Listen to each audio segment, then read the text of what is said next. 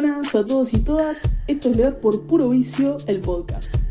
Hoy toca el resumen de lecturas de mayo y junio. Me tocó bimensual la cuestión porque, por problemas técnicos fui demorando el hacer el resumen de lecturas y se me juntaron los meses, así que acá estamos poniéndonos al día. En estos 2 meses leí 4 libros en total. De esos 4 voy a comenzar por 100 años de soledad, que evidentemente no hay nada nuevo bajo el sol con respecto a este libro. Es decir, ya todo el mundo sabe de qué va, que es una saga familiar, que es un clásico de la literatura latinoamericana, que está escrito por Gabriel García Márquez, y es un libro con el cual yo tuve una relación un poco complicada porque en realidad podría contar como relectura. Es decir, yo ya hace años, bastantes, había intentado leerlo y me había quedado más o menos por la mitad porque, si no saben, al tratarse de una saga familiar e ir conociendo distintas generaciones de las familias Buendía, claro, la gente se va muriendo y eso en mi adolescencia me había afectado bastante, no había podido lidiar con el hecho de que no duramos para siempre, ¿no? Entonces, claro, me había costado mucho reconocer, porque encima los nombres se repiten y qué sé yo, me había costado conocer quiénes eran los nuevos integrantes de esta familia y, claro, aceptar las muertes de esos personajes con los que me había encariñado, ¿verdad?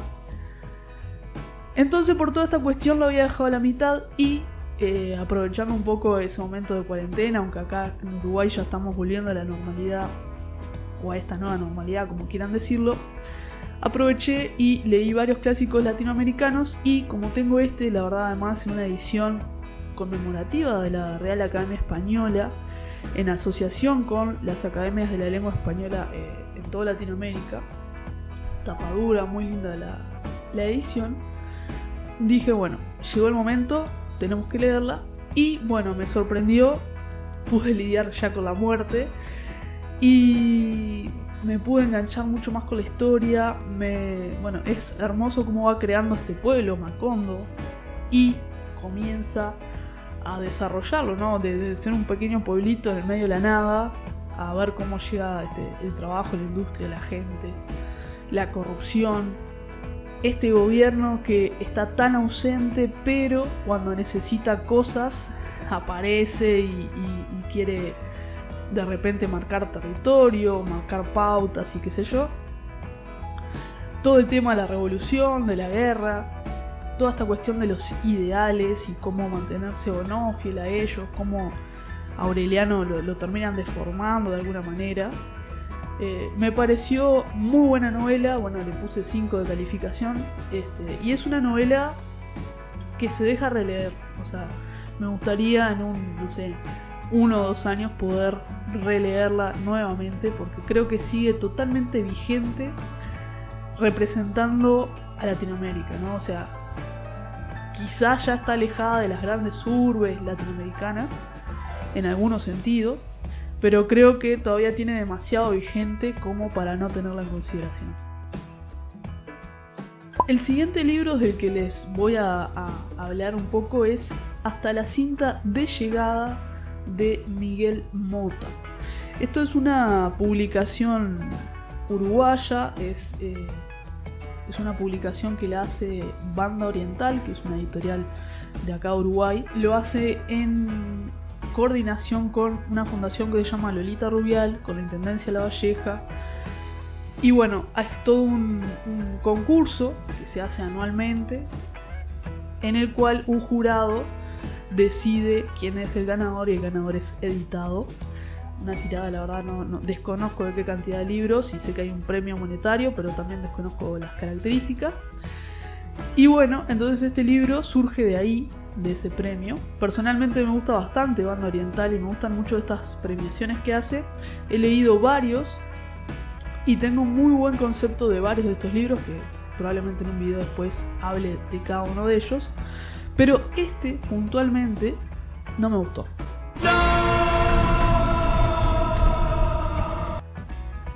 Les cuento. hasta la cinta de llegada es una historia con, vamos a decir, tintes de, podríamos decir, de ciencia ficción, pero podríamos decir siendo generosos. Es decir, se trata de un grupo de atletas que van a representar a su país, aunque nunca se termina de decir qué país es. Van a representar a su país, pero les dicen que, o le dicen al capitán de este equipo de atletismo, que, bueno, si él quiere, lo pueden mejorar genéticamente. Es decir, lo pueden dopar con un nuevo sistema de dopación que no sale en ningún test, o sea, no importa qué prueba le hagan, no va a saltar que está dopado. Es experimental. Y bueno, aparentemente casi todo el mundo, al menos un atleta de cada otro de los equipos, lo está usando. Eso por un lado.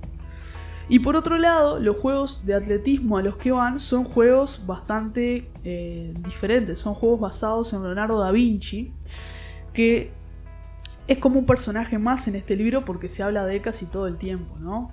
Porque son, según las máquinas que da Vinci, como ustedes saben que tenía esta faceta de ingeniero, con esas máquinas que él había ideado, esta prueba de atletismo tiene distintas etapas en donde tienen que ir usando distintas máquinas. Además hay como un espacio previo de unas semanas en donde ellos tienen que fabricar cada uno su máquina, en especial como este carro de guerra en el que se tienen que trasladar.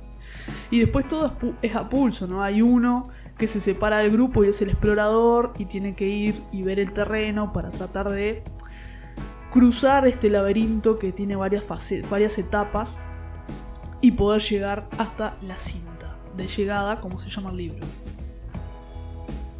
Básicamente esa sería la premisa. El tema es que, claro, no me gustó porque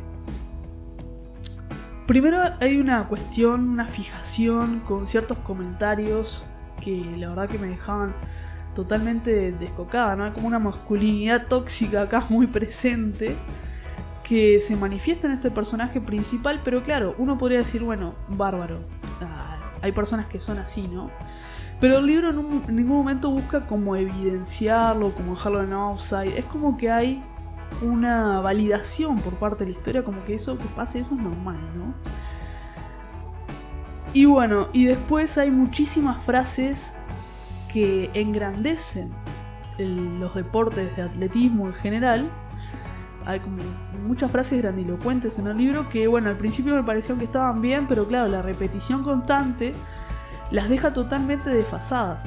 Y otra característica es que el personaje principal tiene como estas dos facetas de ser alguien que tira frases totalmente grandilocuentes, pero al mismo tiempo después tiene comportamientos de lo más burdos, no sé, muy extraño. No era como consistente, parecía que eran dos personas distintas. Evidentemente todos somos distintos en nuestra intimidad, en nuestro fuero interno, que lo que expresamos, pero acá la diferencia era abrumadora, al punto de que parecía que estaba leyendo a dos personas o una persona con doble personalidad. Eso sumado a que la verdad que la trama se agota en sí misma porque, bueno, la verdad que no hay mucho para decir más. Esa sería la frase final. La trama se agota en sí misma, o sea, es la competencia, la preparación para esa competencia y luego el desenlace de la competencia. No está mal escrito, está bastante bien la prosa del escritor, pero la verdad que me costó mantener el interés en la historia que estaba contando. Por eso, si no me equivoco, le di 3 de 5 estrellas en Goodreads. El siguiente libro del que les quiero hablar es Yo Julia, de Santiago Posteguillo. Y voy a hacer algunas salvedades antes de comenzar esta reseña. Primero que nada, no suelo leer novela histórica, pero sí me gusta leer fantasía. Y por lo general la fantasía épica tiene esta característica de que rozan algunas características de ambos, se rozan un poco. Lo único que sabemos que en el caso de la fantasía es totalmente ficcionado, mientras que acá podemos reconocer que hay elementos que son propios de la realidad, que sucedieron. Así que bueno, teniendo en cuenta eso, Yo, Julia fue probablemente la decepción de este año. Voy a señalar algunos aspectos positivos que tiene el libro. Primero que nada, tiene un ritmo muy ágil. Hay una parte de la historia romana que uno la aprende, porque la verdad que yo no soy una gran entendedora de historia romana, y aprendí varias cosas con este libro, no lo voy a negar.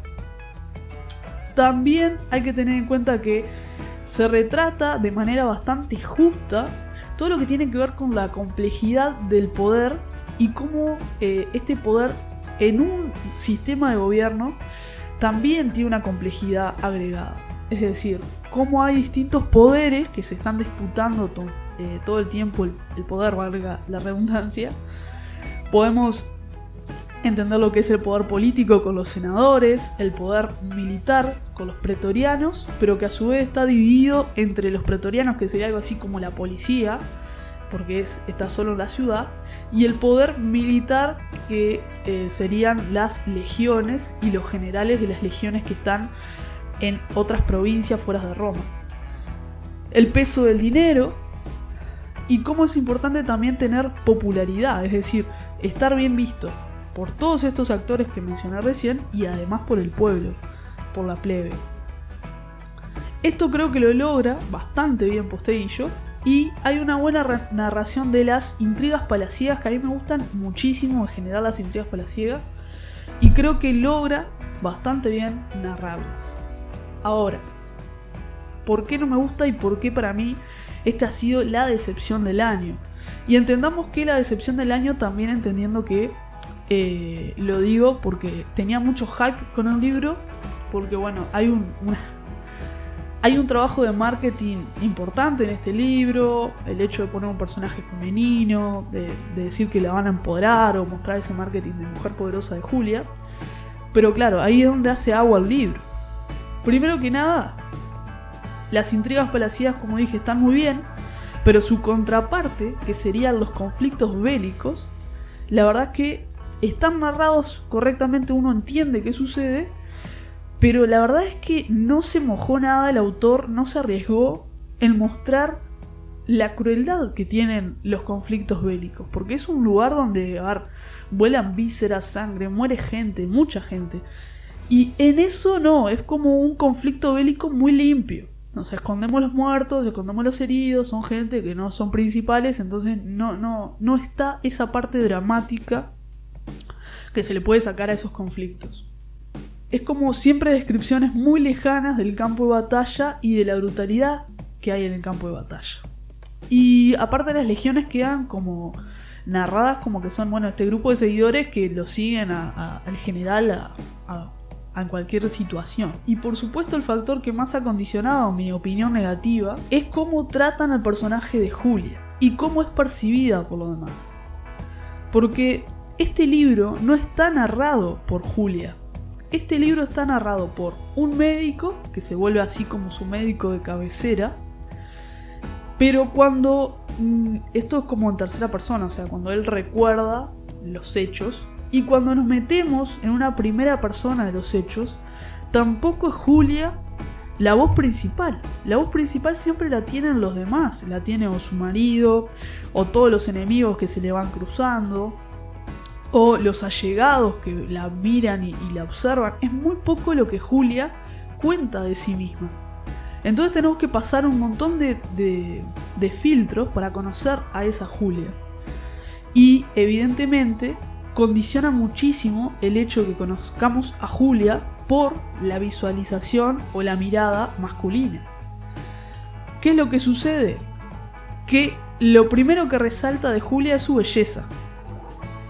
Y bueno, acá podemos decir, bueno, la mujer era linda, está perfecto, pero todos los personajes, cada vez que la miran, aunque la hayan mirado 2 veces ya y ya se hayan cruzado, peleado con ella, etcétera, etcétera, lo primero que van a decir es lo hermosa que es Julia, lo bella, lo estilizada, bla bla bla bla bla. Todos, incluidos sus hijos, todos. El primer párrafo de cada hombre que se cruza con Julia es dedicado a su belleza física. Al principio se entendía, bueno, bien, entiendo esto que ya expliqué, de que es una mirada masculina. Ahora, cuando se alarga, cuando esto se repite a lo largo de 600, 700 páginas, no sé ya cuántos tiene, se vuelve pesadísimo. Porque es como que cada vez que empieza vos decís, no puede ser, no de nuevo. Le decía, ok, suficiente, suficiente. Me miraba y le decía, no, de nuevo, no. No de nuevo, decía.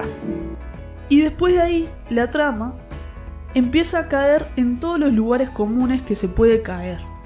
Porque, a ver, la historia de Roma o una ambientación romana ya la hemos visto en montones de películas, o sea, series, de todo, ¿verdad? Otros libros.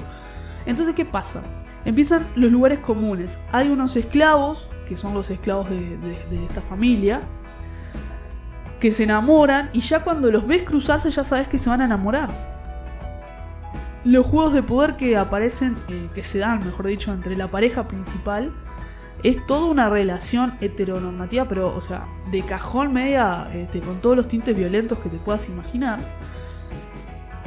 La caracterización de la mala al final, de la que sería la super mala, que es otra mujer que también gobierna aparentemente a través de su marido y que la hacen contrastar con Julia de la manera más burda posible, porque la caracterización es lo contrario. O sea, si Julia es bellísima, la otra es feísima. Si Julia es inteligente, la otra es una culebra, qué sé yo. Es como este contraste burdo y se genera, bueno, ahí me parece un error tremendo, pero también era un lugar común, ¿verdad? Y después esta trama, el libro en general, claro, como la única manera de hacer destacar a Julia, después de todo lo que dije, es que sea la única mujer inteligente, porque la otra es la mala y va obviamente a perder. Y solamente nos queda como otra mujer que se menciona, la hermana de Julia, que la hermana de Julia cumple la función de florero, es decir, de estar ahí y que necesite la ayuda de Julia y tener diálogos con ella para que Julia pueda decir algunas cosas. Entonces, como digo, entre un florero y la hermana de Julia, la verdad que no hay mucha diferencia. De hecho, si yo solamente me refiero a ella como la hermana de, no pasa nada, porque saber el nombre o no saberlo no cambia absolutamente nada. Entonces, por todo lo que he dicho de este libro, me parece que era un libro que prometía colocar en un lugar protagonista a una mujer que existió, que aparentemente realmente tuvo cierta relevancia, pero que termina representándola desde una mirada masculina y con todos los clichés que se puedan agregar ahí. Y entiendo que no es posible representar a una mujer moderna, porque estamos hablando de la Roma, ¿verdad? Pero es una novela de ficción, al fin y al cabo. Así como ficcioniza un montón de cosas que él no sabe, también pudo haber rescatado el rol de las mujeres, a pesar de la desigualdad del momento, en vez de reforzar esta visión tan estereotipada. Mi última lectura de junio fue el libro de Stephen King, El Resplandor, que bueno, la verdad que yo había visto la película, la volví a ver después de haberlo leído. Lo leí en muy poquitos días, la verdad, fue muy rápido. Y lo tenía pendiente hace bastante, pero la verdad es que no le había dado la oportunidad, lo tenía ahí añejándose en mi biblioteca. Me encontré entonces con una historia bastante diferente a la película, eso tengo que decirlo. La película la verdad que cambia demasiadas cosas. Me esperaba un libro que se enfocara más en el terror, sinceramente, no tanto en desarrollar o explicar tanto la psicología de los personajes. Y es verdad que el terror tiene un ritmo muy lento al principio, se va haciendo esperar, hacia la mitad empieza a tener más presencia y evidentemente hacia el final estalla. Un poco el estilo de King cuando escarba tanto en la psicología de los personajes a veces me deja estos sentimientos contradictorios, porque a veces pareciera que los está tratando de justificar, ¿no? O sea, el padre tuvo una infancia marcada por la violencia en su familia, entonces tiene esta tendencia a repetirla. O la madre tuvo esta relación controladora por parte de su madre, entonces ella como que tiende a repetir también esa conducta con su hijo, o vivió la separación de su madre y de su padre, y como que tiende a separar a su hijo, o siente esos celos y qué sé yo. A veces me da como que eso es un intento de justificación, que está bien, que es normal, que se entiende que siempre hay una cierta tendencia a repetirnos, pero también a veces me pregunto si dónde está la redención posible, ¿no? ¿Dónde podemos romper la cadena, digamos, y ser distintos? Obviamente el final es bastante positivo, no lo voy a decir, pero hay un espacio como para esa redención, pero me parece que no tenía que explicarlo tanto para que entendamos que podemos cambiar. De todas maneras, me gustó leerlo, no me enloqueció para nada, pero tampoco me disgustó leerlo, fue una lectura muy descontracturada, me pareció. Y lo que sí me quedé con ganas fuera de que hubiera un poco más de terror, un poco más de esas escenas llenas de tensión. Pero bueno, en términos generales, tiene un buen ritmo, capta tu atención, así que le puse 4 de 5 estrellas en Goodreads. Bueno, eso fue todo por este resumen de lecturas. Los espero en el siguiente video. Les recuerdo que pueden buscarme en mi Instagram, en mi Goodreads o también en mi blog.